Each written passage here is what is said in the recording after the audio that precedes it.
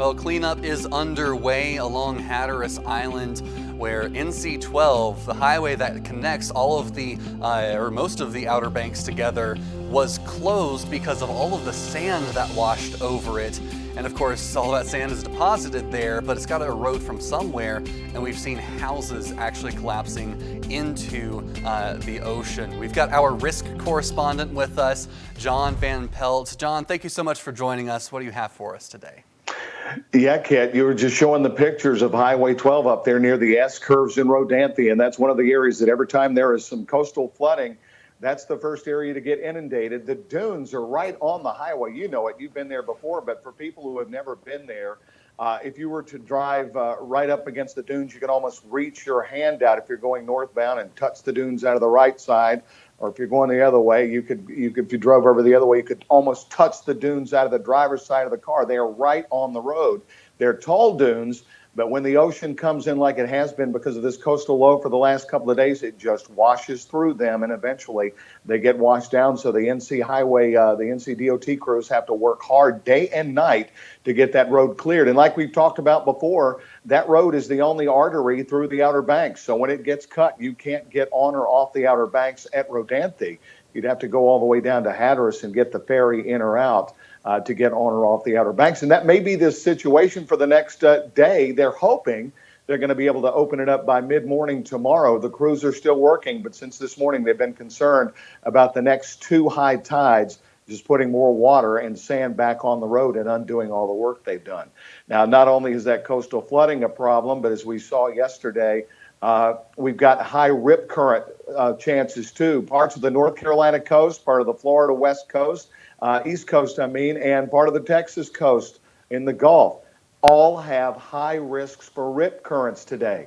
Rip currents are deadly. They are big killers. There have been years where we have lost more people from rip currents than hurricanes or any other coastal threat.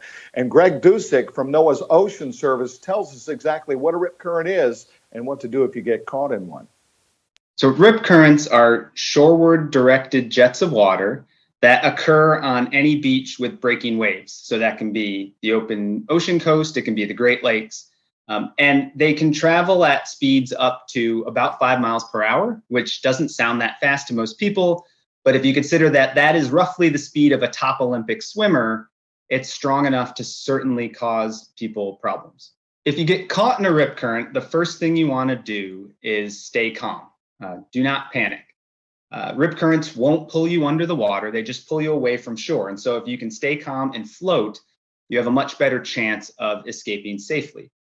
If you're a strong swimmer, and if you think you can escape the rip, you want to swim along shore until you're out of the pull of the rip and then back to the coast at an angle away from the rip current.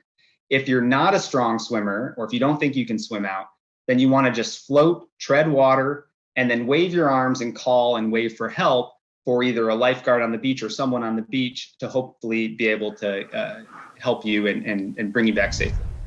And Kid, as they say, when in doubt, don't go out. Just stay on the sand and enjoy the sun and the breeze, because if those flags are up, it means it's too dangerous. And you know, a lot of beaches in North Carolina do not have lifeguards either, so everybody's at their own risk.